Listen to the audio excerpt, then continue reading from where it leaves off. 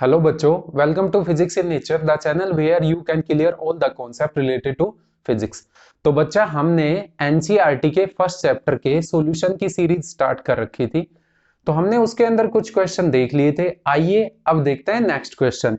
तो question number 20, A point charge cause an electric flux of -1.0 multiply 10 raised to power 3 Newton meter square per coulomb to pass through a spherical Gaussian surface of 10 centimeter radius centered on the charge। कहना चाह रहा है कि एक point charge है और जिसकी वजह से इलेक्ट्रिक फ्लक्स है। फ्लक्स कितना दे रखा है? -1.0 into 10 raise to power 3 newton metre square पर कूलम। तो यहां फ्लक्स की वैल्यू दे रखी है और ये कह रहा है कि ये जो फ्लक्स मिला है ना, ये कैसे मिला है कि एक गाजियन सरफेस है, स्फेरिकल गाजियन सरफेस है, उससे जुड़ा हुआ फ्लक्स है। और उस स्फेरिकल गाजियन सरफेस की जो रेडियस दे रखी है वो कितनी दे रखी है बच्चा? 10 सेंटीमीटर दे रखी है। और जो पॉइंट चार्ज है वो रखा गया है, कहां पे रखा गया है? सेंटर पर, उस स्फीयर के सेंटर पर रखा गया है।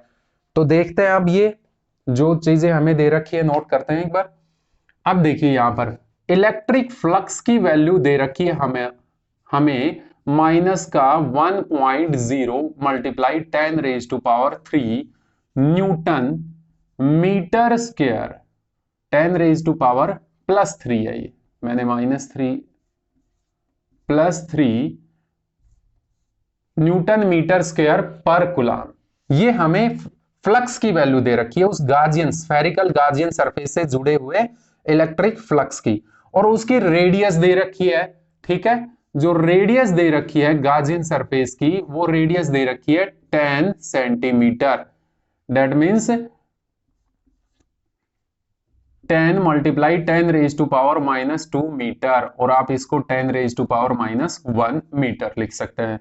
ठीक है, उसके बाद ये दे रखा है कि सपोज कर लिया ये हमने वो स्फीयर सपोज कर लिया और इसकी रेडियस हमें दे रखी है, सपोज कर ली वो कितनी है, यहाँ 10 सेंटीमीटर दे रखी है। ये इसकी रेडियस है, ओ इसका सेंटर है। तो इसके सेंटर पर बच्चा एक चार्ज रखा गया है, पॉइंट चार्ज। ठीक है, उसके बाद ये कह रहा है कि if the radius of Gaussian surface were double, how much flux would pass through the surface. ये कह रहा है कि अगर इस गाजियन सरफेस की रेडियस डबल कर दी जाए बच्चा, गाजियन सरफेस की रेडियस है वो डबल कर दी जाए, डबल कर दी जाए, तो उसके बाद ये कह रहा है कि भी जो फ्लक्स है वो कितना होगा अगर रेडियस क्या कर दी जाए? डबल कर दी जाए। क्या? रेडियस को डबल कर दिया जाए तो फ्लक्स पर क्या इफेक्ट पड़ेगा? तो बच्चा फ्लक्स तो चेंज होगा नहीं। क्यों नहीं चेंज होगा? सपोज कर लिया ये रेडियस हमने डबल कर दी, इसकी ये रेडियस डबल कर दी हमने, तो पहले जितनी इलेक्ट्रिक फील्ड लाइनें इस गाजियन सरफेस को क्रॉस करके जा रही थी, उतनी ही इलेक्ट्रिक फील्ड लाइन इस सेकंड वाले गाजियन सरफेस को भी क्रॉस करके जाएंगी। तो फ्लक्स की वैल्यू तो चेंज होगी नहीं, क्योंकि इलेक्ट्रिक फ्लक्स तो क्या है? Number of electric field line passing या क्रॉसिंग थ्रू गाजियन सरफेस, तो उतनी ही होंगी उनकी संख्या।